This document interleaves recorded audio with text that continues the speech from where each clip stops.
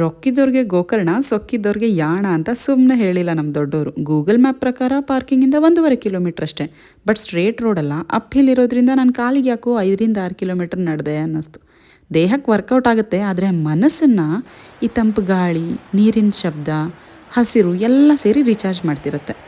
ಅದ್ರ ಜೊತೆ ಮಳೆಗಾಲದಲ್ಲಿ ಬಂದರೆ ಜಿಗಣೆಗೆ ನೀವು ರೀಚಾರ್ಜ್ ಮಾಡಬೇಕಾಗುತ್ತೆ. ಪ್ರಿಕಾಷನ್ಸ್ ತಗೊಂಡು ಬನ್ನಿ. ಅರ್ಧ ದಾರಿ ನಡೆದ್ಮೇಲೆ ಗಣಪತಿ ದೇವಸ್ಥಾನ ಸಿಗುತ್ತೆ. ಅಲ್ಲಿಂದ ಸುಮಾರು 300 ಸ್ಟೆಪ್ಸ್. ಮೊದಲು ಕಾಣೋದು ಮೋಹಿನಿ ಶಿಖರ. ಸೈನ್ಸ್ ಪ್ರಕಾರ ಮಿಲಿಯನ್ಸ್ ಆಫ್ ಇಯರ್ಸ್ ಮಳೆ, ಗಾಳಿ, ನ್ಯಾಚುರಲ್ ವೆದರಿಂಗ್ ಇಂದ ಈ ಮ್ಯಾಸಿವ್ ರಾಕ್ ಫಾರ್ಮೇಶನ್ ಆಗಿದೆ. ಬಟ್ ಪುರಾಣದ ಪ್ರಕಾರ ವಿಷ್ಣು ಮೋಹಿನಿ ರೂಪದಲ್ಲಿ ಬಂದು ಭಸ್ಮಾಸುರನ ಸಂಹಾರ ಮಾಡಿದ ಜಾಗ ಆಗಿರೋದ್ರಿಂದ ಇದನ್ನ ಮೋಹಿನಿ ಶಿಖರ ಅಂತಾರೆ. ಮತ್ತು ಇದು 120 ಮೀಟ್ರ್ ಎತ್ತರ ಇರೋ ಭೈರವೇಶ್ವರ ಶಿಖರ. ಇದ್ರ ಕೆಳಗಡೆ ಶಿವನ ದೇವಸ್ಥಾನ ಇದೆ. ದೇವಸ್ಥಾನದ ಹತ್ರ ಫ್ರೀಯಾಗಿ ಪಾನಕ ಕೊಡ್ತಾರೆ.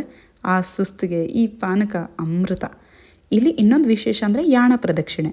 ಈ ದೊಡ್ಡ ಬಂಡೆ ಒಳಗಿರೋ ಕೇವ್ ಪ್ಯಾಸೇಜ್ ಮೂಲಕ ಸುತ್ತಿ ಬಂದರೆ ಒಂದು ಪ್ರದಕ್ಷಿಣೆ ಹಾಕ್ದಂಗಂತೆ.